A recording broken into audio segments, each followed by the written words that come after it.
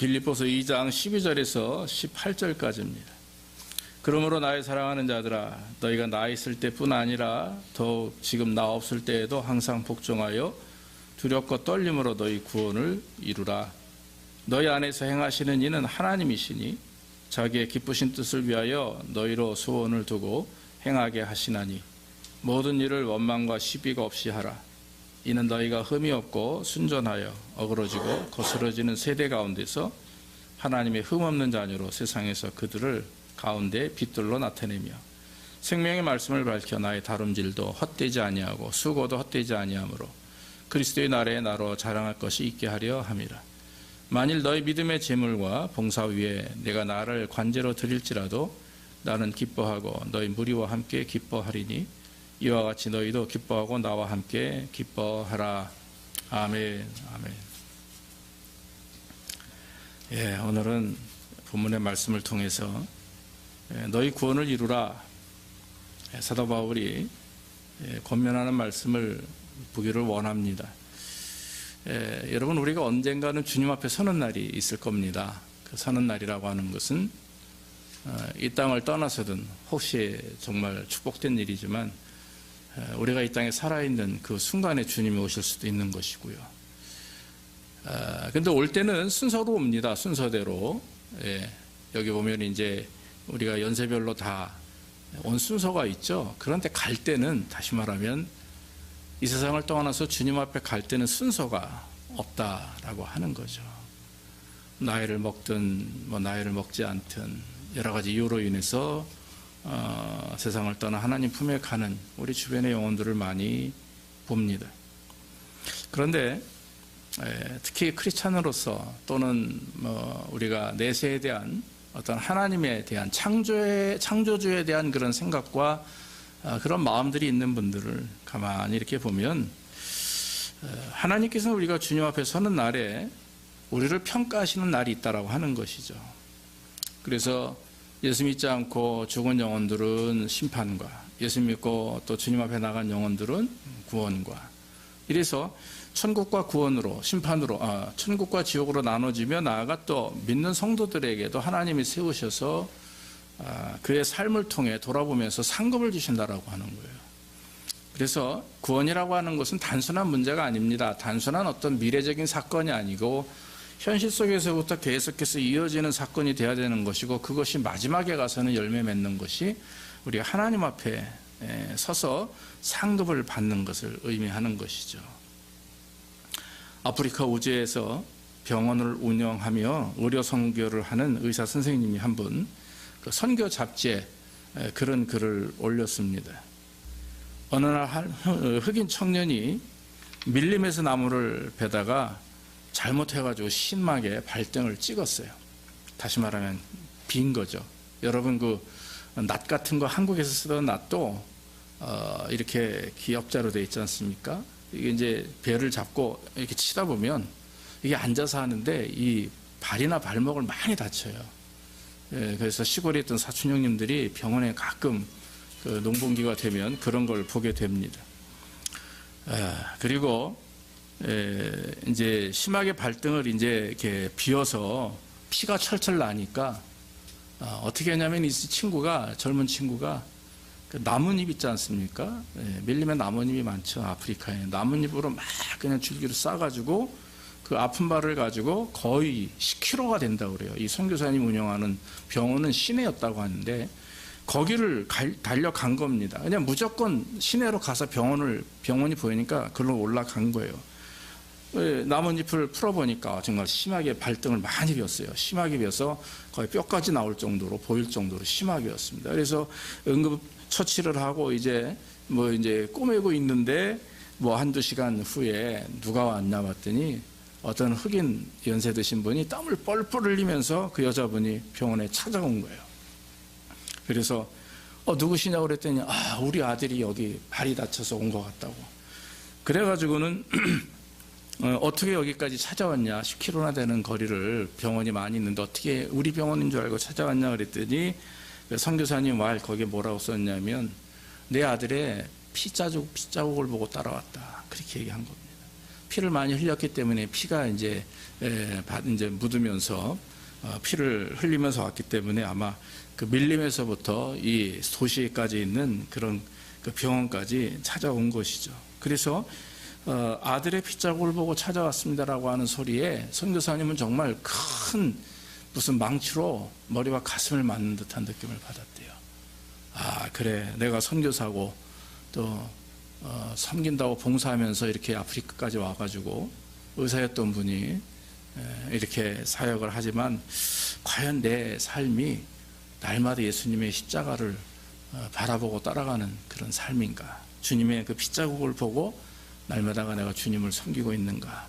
그런 마음을 깊게 감동을 받고 그날 이후로 더 주님 앞에 온전히 서려고 노력했다 하는 것을 선교 잡지에서 제가 한번 본 적이 있습니다. 사랑하는 여러분, 진정한 그리스도인의 삶이 과연 뭐냐 이거예요. 진정한 우리의 삶이 뭐냐?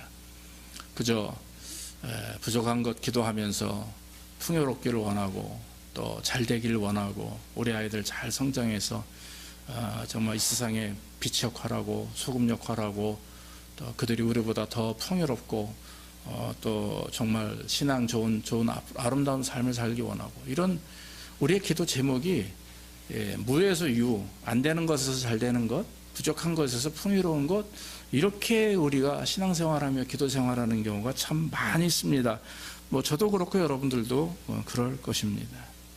그런데 여러분, 신앙생활은 그렇습니까? 진짜 우리가 기도한 대로 뭐 자꾸 은혜를 받고 막 채워지고 그렇습니까? 근데 진정한 신앙생활은 그것만이 아니라고 하는 거죠. 진정한 신앙생활은 무엇입니까? 바로 그리스도의 핏자국을 닮아가는 생활, 주님을 따르는 생활, 그것이 진정한 신앙생활이고 내가 이 땅에 살면서 풍요를 느끼고 부족한 것을 채우기 위한 그런 그 목적이 아닌 신앙의 성숙과 영적인 성장, 나아가 우리의 자손들까지도 하나님께서 터치하시고 역사하셔서 그들이 미래와 하나님 앞에 영원서로 영광을 돌리는 삶이 되어야 되는 것입니다. 그렇기 때문에 제가 뭐 누누이 자주 말씀드리지만 우리가 어른으로 부모로서 또 직분자로서 하나님 앞에 온전히 우리 자신들이 먼저 설 때 그래야 우리 후손이 하나님 앞에 영광을 돌리게 되는 것이고 그러므로 인해서 하나님께서 주시는 은혜가 축복의 은혜든 변화의 은혜든 삶의 역사든 다 우리 자손들에게 임하게 되는 줄로 믿습니다. 사도 바울은 오늘 여기에서 우리에게 그래서 몇 가지 말씀을 합니다. 말씀 가운데 뭐냐면 너희 구원을 이루라 그렇게 말을 했어요. 구원을 이루되 여기 성경 말씀에 뭐라고 그래요? 나 있을 때나 나 없을 때도 항상 복종하여 두렵고 떨림으로 너희 구원을 이루라. 구원을 이루어 나가는데 왜 두렵고 떨림으로 구원을 이루어 나가야 됩니까? 두렵고 떨림이라고 하는 것이 무서워서 떠는 것입니까?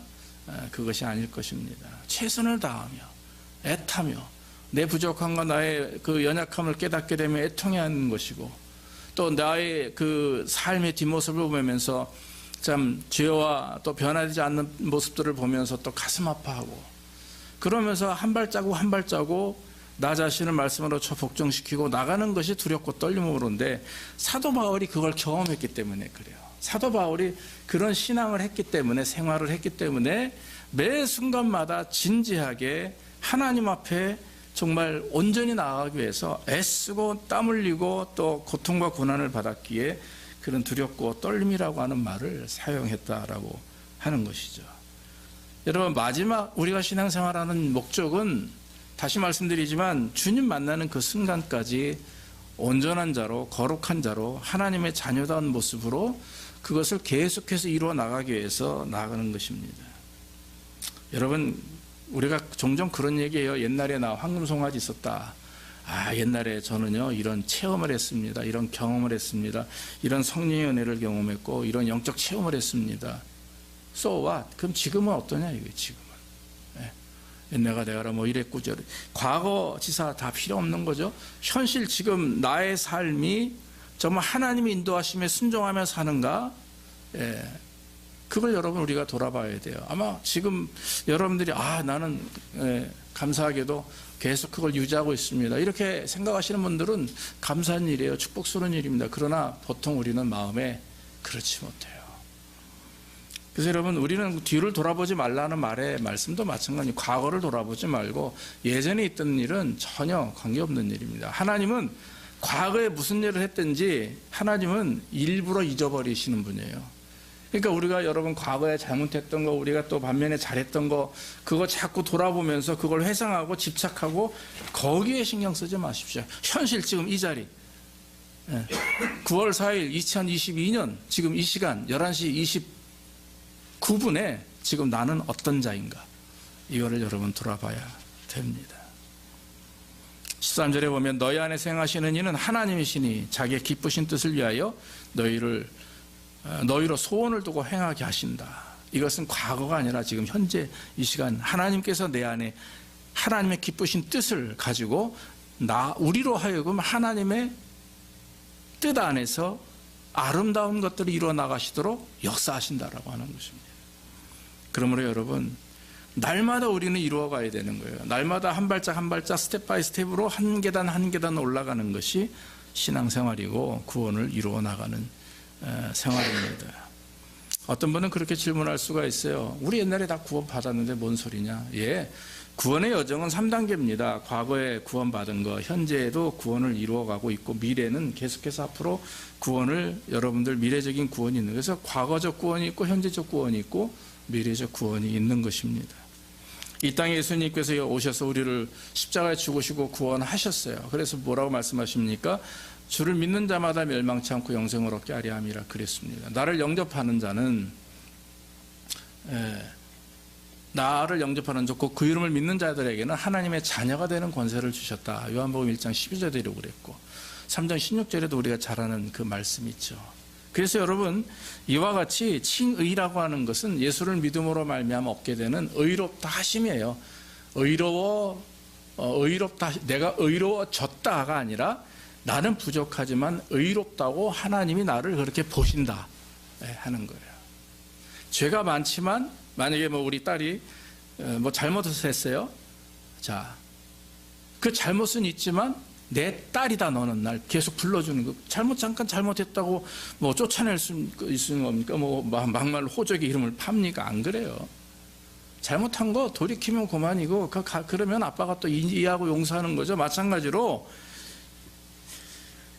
우리가 하나님 앞에 죄를 지었을 때는 죄인이지만, 그러나 예수 그리스도께서 우리를 위해서 십자가에 죽으시고 구원하심을 믿으면 그 믿는 순간 나는 하나님이 우리를 의롭다 칭하심으로 의롭다 하신다 인정하셨고, 그리고 이제 너는 내 자녀다라고 하나님의 품 안에 우리를 안아주시는 거죠.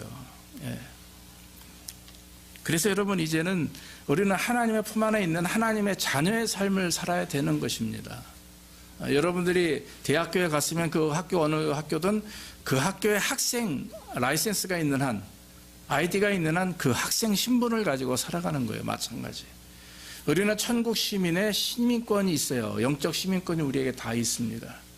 여러분들, 우리가 미국의 시민권은 없지만 우리는 다 영적 시민권을 가지고 있는 사람이기 때문에 당연한 것은 시민권자로서의 삶을, 하늘의 시민권을 가진 자로서의 삶을, 하늘 백성으로서의 삶을 살아야 되는 것. 그것이 뭡니까? 날마다 구원을 이루어 가는 거예요. 날마다 하나님 뜻 안에서 믿음으로 살아가는 것을 말합니다. 그래서 두렵고 떨림으로 너의 구원을 이루라. 항상 복종하고 믿음의 선한 싸움을 싸우고 내 자신을 돌아보면서 이것이 정말 오늘 내가 잘한 일이야? 내 말과 행동이 하나님 앞에 부끄러움이 없나? 나로 인해서 내 가족과 누가 상처받지 않았나? 다른 사람이 나를 통해서 뭔가 고통을 받지 않나? 늘 돌아보면서 스스로 믿음의 선한 싸움을 싸워야 돼요. 첫째는 내 자신과의 선한 싸움을 싸우고, 둘째로는 외부에서부터는 마귀 유혹에서부터, 공격에서부터 우리는 싸움을 싸워야 되는데, 내 안에서 일어나는 마귀 역사와 내 안에서 일어나는 그런 육체의 쓴뿌리로 말미암아 터지는 그런 부분들에 대해서는 싹 덮어버리고 외부적인 것들만 가지고 싸우다 보면 결국에 뭐예요? 지는 거죠. 내 안에 있는 나를 넘어뜨리려고 하는 나의 그 본성들, 내 쓴 욕심들, 이런 모든 것들이 내 안에서 올라올 때 그걸 먼저 성령 충만함으로 누르고 또 소멸시키고 하나님께 매달리고 간구하는 가운데 거기에 역사가 일어나요. 그러면 내가 변화되죠. 내가 더 하나님 은혜 가운데 충만하게 되죠. 그러면 마귀가 공격하지 못하죠. 공격하더라도 이미 다 물리쳐지는 줄로 믿습니다.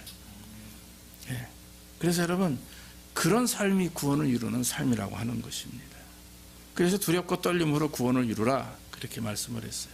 얼마나 두려운 일입니까? 얼마나 떨리는 일이며 진지한 일입니까? 나 자신을 말씀으로 복종시킨다.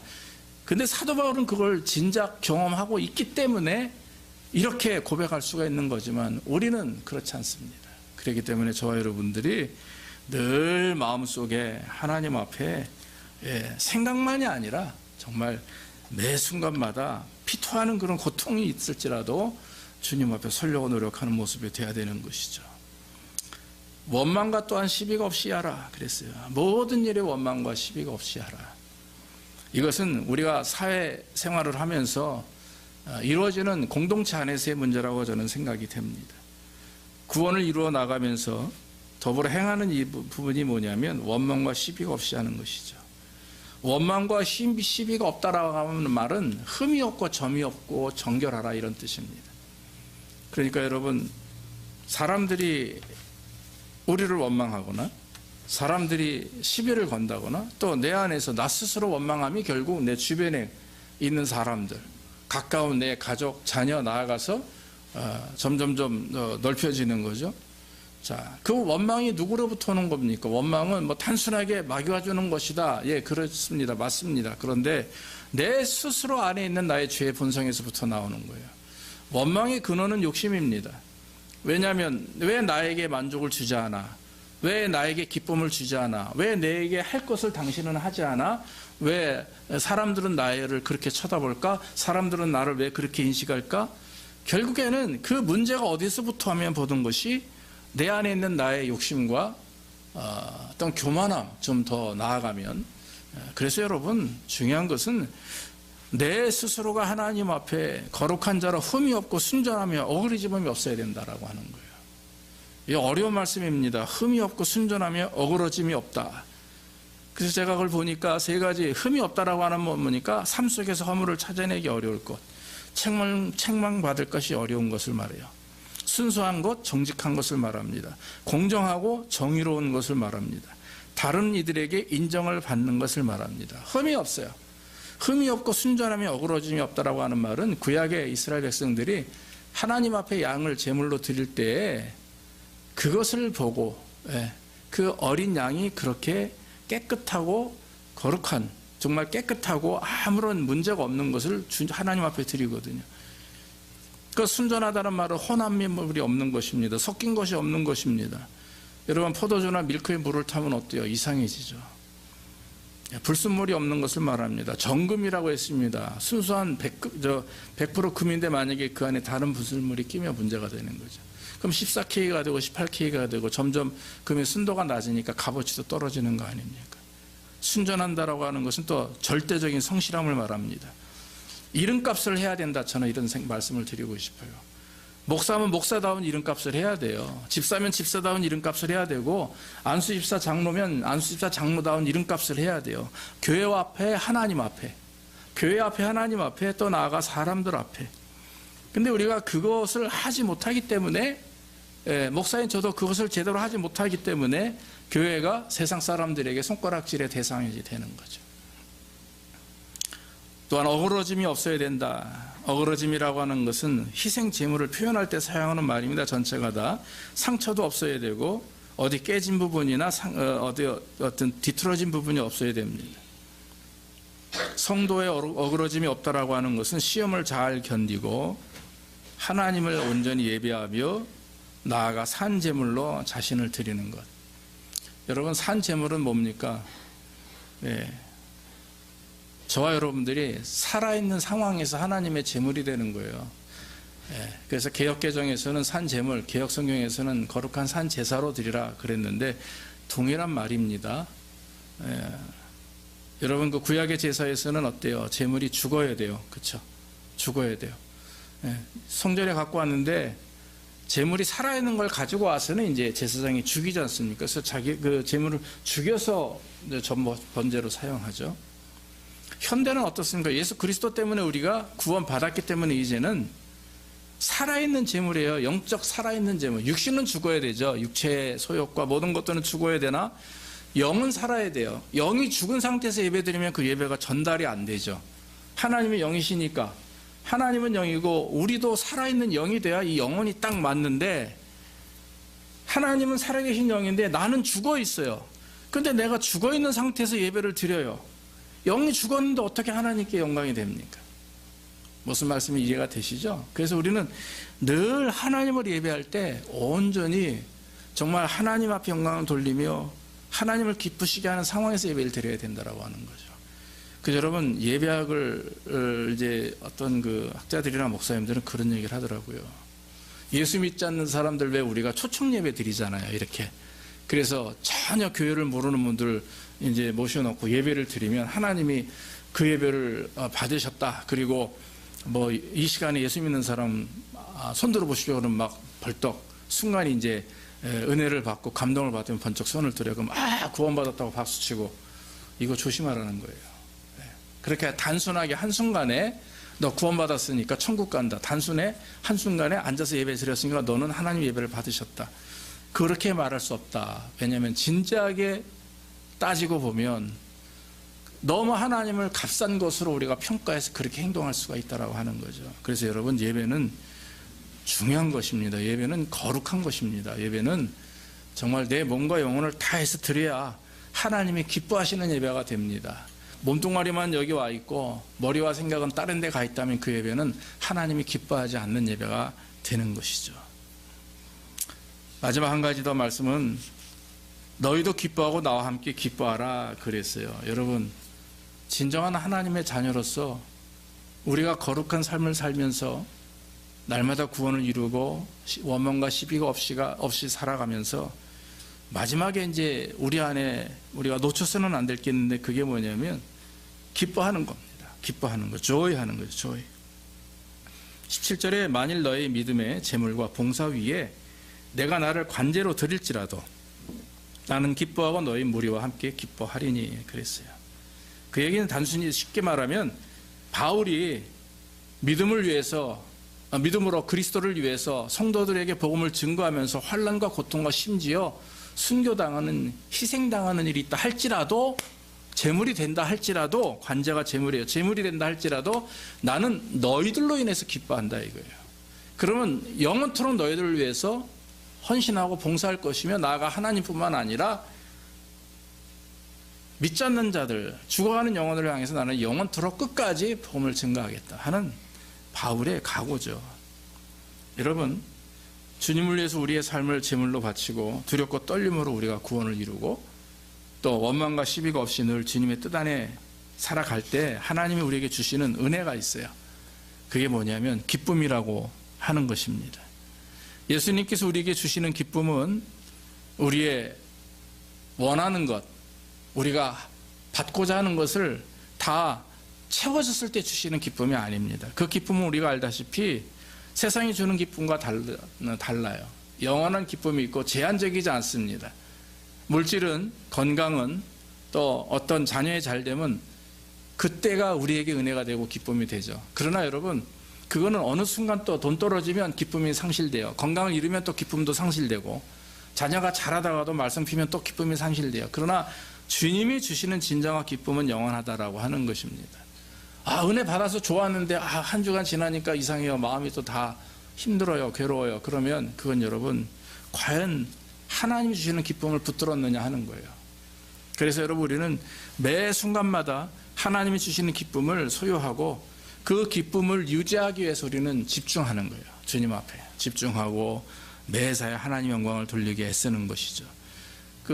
지금은 돌아가셨지만 마더 테레사 수녀가 많은 일들을 했죠. 천주교 수녀지만 참 모든 이제 교계에서도 그를 존경하고 세계에서 존경하는데, 그 양반이 그런 얘기를 했어요. 남들에게 섬김과 대접을 받을 때는 인간적인 기쁨이 가득하다. 그러나 내가 다른 사람을 섬길 때는 신적인 기쁨이 나에게 있다 그랬어요. 신적인 기쁨. 거기 이제 신이라고 하는 표현이지만 하나님이 주시는 기쁨이라고 하는 거예요. 그래서 여러분, 우리가 마음속에 기쁨이 있느냐 없느냐, 이 말은 지금 여러분 자신을 돌아보시죠. 지금 마음속에 기쁨이 있습니까? 없습니까? 예. 잘 보세요. 내 안에 진정한 기쁨, 그 기쁨이 과연 뭐 때문이냐? 돌아보는 겁니다. 정말 이 세상에서 주는 기쁨이냐, 아니면 하나님을 통해서 주시는 기쁨이냐 하는 것이죠. 그래서 여러분, 우리는 좀 구별해서 하나님이 주시는 기쁨, 그 영적 기쁨을 날마다 소유하는 여러분들 되기를 주의 이름으로 축원합니다. 그래서 여러분, 이 말과 행동뿐만이 아니라 또 생각만이 아니라 우리의 삶이 정말 믿음을 실천하고 또 날마다 구원을 이루고, 그러나 두렵고 떨림으로 매 순간마다 진지하게 열정적으로 하나님을 의지하는 가운데, 그 하나님과의 나의 관계 속에서 날마다 아름답도는 일어나가는 거예요. 하나님이 주신 것 그대로 전달하고, 하나님이 또 역사하시는 것 그대로 사랑으로 보이고, 그러면서 저와 여러분들이 인생을 하루하루 산다면 그것이 거룩한 삶이에요. 거룩하고 성화되는 삶이 다른 게 아니라 바로 날마다 예수님을 닮아가면서 살아가는 삶. 그래서 마지막 주님 우리 부르실 때, 야 김성현 너 이리 와봐. 예. 너 살아있을 때 뭐 했냐? 네, 저는 뭐 이렇게 했고, 목회를 몇 년을 했고, 성도들을 몇 년을 섬겼고, 막 이제 뭐 자랑을 하겠죠. 하나님이 그걸 원하실까요? 그게 아니라 너 자신이 얼마나 그리스도를 닮으려고 노력했냐, 아마 그걸 질문하실 것 같아요. 여러분, 한번 우리 자신을 보면서 정말 자녀다운 삶, 주님이 기뻐하는 그리스도를 닮는 삶 되셔서 날마다 오늘 바울이 말한 그 말씀, 성경에 기록되는 말씀들을 실천함으로 역사하는, 영광 돌리는, 또 복을 받는 저희와 여러분의 삶이 되기를 주의 이름으로 축원합니다. 기도하겠습니다. 아버지 하나님 감사합니다. 오늘도 부정한 종 통해서 말씀 증거하게 하시니 감사하고, 하나님의 자녀다운 것, 또 영적 성장을 누리며 거룩한 주의 백성으로 살아가는 삶이 어떤 것인지 깨닫게 하시니 감사합니다. 주님을 닮은 것이 우리 삶의 목적일진데, 우리가 하나님 늘 날마다 우리의 구원하심을 감사하며 이 땅에서도 또 미래에서도 계속해서 우리의 구원 이루어나가게 하시고, 거룩한 삶으로 성화되며 또 나아가 원망과 시비가 없이 날마다 주님 주신 은혜와 기쁨 안에서 참으로 넘치는 기쁨과 감사로 많은 사람들에게 영향을 끼치고, 나아가 하나님께 큰 영광 돌리는 우리의 삶이 되게 인도해 주옵소서. 예수님의 이름으로 기도하옵나이다. 아멘.